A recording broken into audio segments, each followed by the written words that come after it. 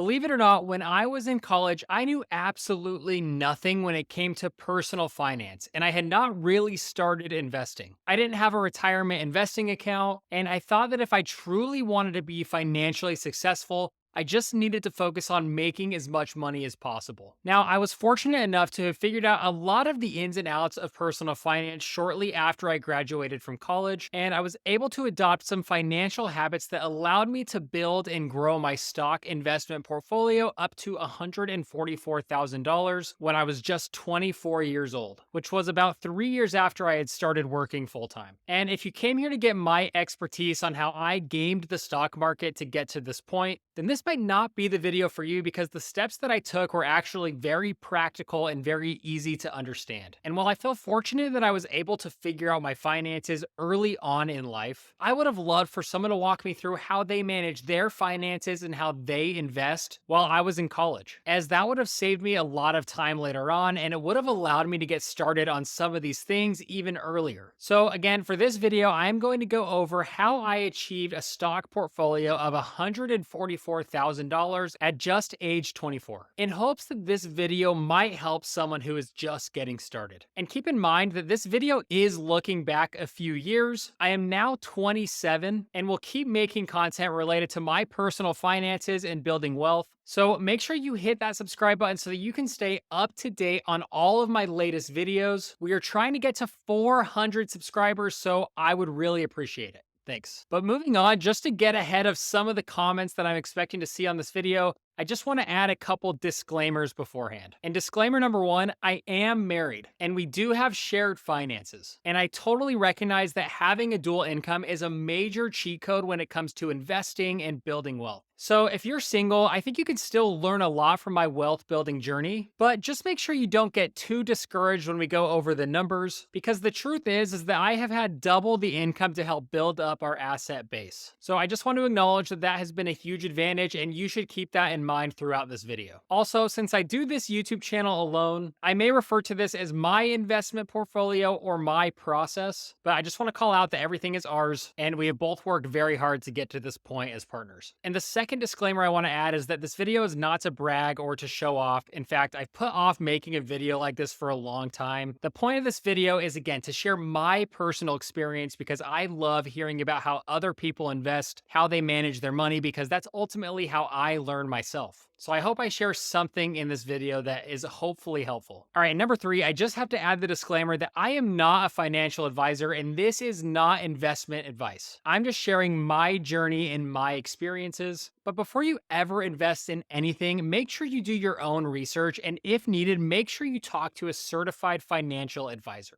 But enough of that, let's finally jump into the specifics on how I grew my stock portfolio to $144,000 at just age 24. Before we jump into anything related to investing, I think it's important to first understand how I laid the foundation that allowed me to do this. And that process really started out in college. I really focused on two things in college that I think made my 20s a lot easier. Number one, I prioritized majoring in something that I knew would provide solid career opportunities as soon as I graduated. I explored a few different possibilities like engineering, computer science, medicine, and business, but I actually ended up studying something I didn't even know existed before I went to college, which was supply chain management. And keep in mind, this was before 2020. No one was talking about supply chain management in 2017, but I focused on majors that had strong workplace placement numbers and also ones that had good compensation numbers for entry-level jobs. I don't want to go too deep into that, but my point here is that you should remain open-minded when you go to college and you're trying to figure out what you want to study. And you should study something that's going to allow for good career opportunities as soon as you're done with college. I'm not saying that you should study something you hate, but there is definitely a balance between something that you enjoy and something that has value in the workplace. And the second thing that really helped set me up during my college years was avoiding debt. This includes student loans and all other types of consumer debt like credit card debt, for example. And one more disclaimer to add, I did have help from my parents for a portion of my college experience. So there's another privilege that a lot of people don't have. But even if you are paying for college on your own, there are things that you can do to avoid or at least minimize debt as much as possible. In general, I'm a huge fan of going to a public in-state university where you can take advantage of cheaper in-state tuition. And these in-state schools a lot of times are great universities. It's not like you're sacrificing the quality of your education in a lot of situations. I promise, it's just not worth it to go to the private school where you might end up with student loans that are in the six figures. You're just going to spend your 20s climbing out of that hole and trying to get that debt paid off. I don't want to spend too much time here, but having the ability to start from zero instead of starting in the negatives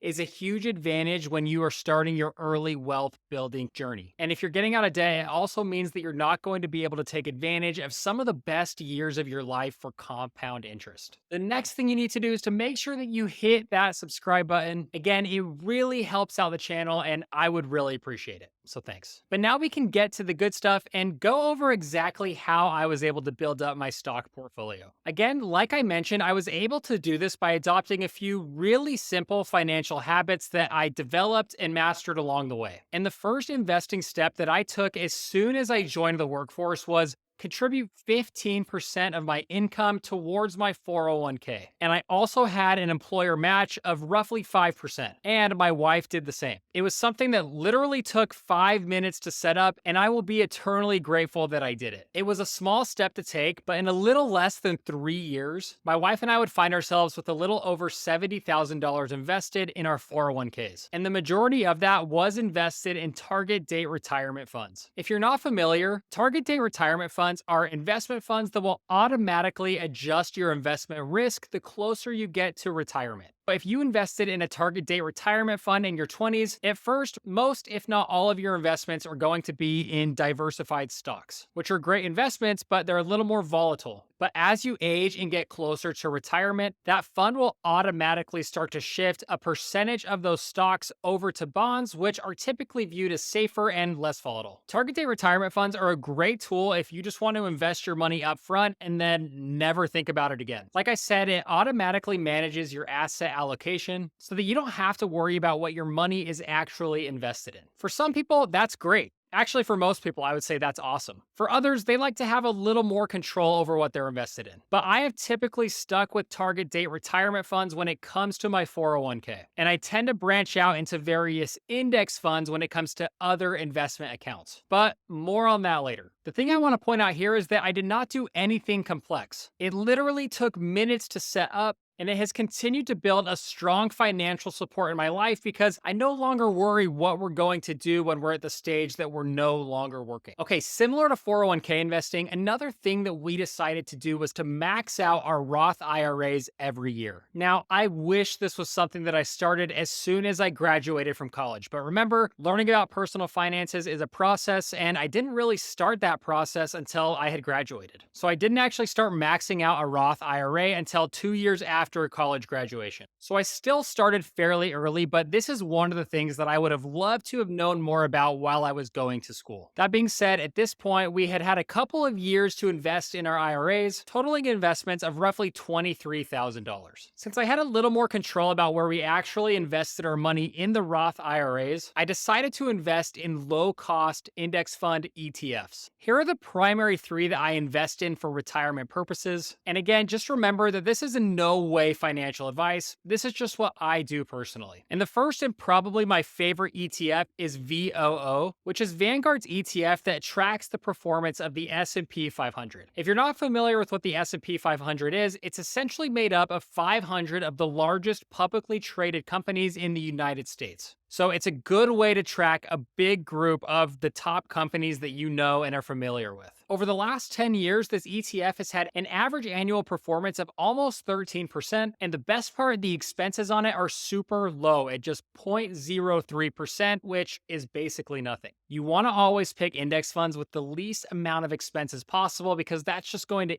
into whatever returns you get. The next ETF I like is VTI, which just tracks the overall US stock market. So if it's a public company in the US, it would be tracked as part of this ETF. So just to summarize, VOO is tracking the S&P 500, which you could pretty much view as the 500 biggest companies, and VTI is everything, no matter what the size is. The average annual return over 10 years on VTI is a little over 12%, and it also has a very low expense ratio at 0.03% as well. And those two make up the majority of my IRA investments. But another one that I actually like is called VGT, which tracks US information technology stocks, which is essentially just tech companies. And I invest less in this one because it's definitely a little riskier, a little more volatile, but I do like the tech industry in the United States, so I do like to invest some money primarily in that. The average return over the last 10 years for VGT has been a little over 20%, and it also has a very low expense ratio at 0.1%, which is a little higher than the others, but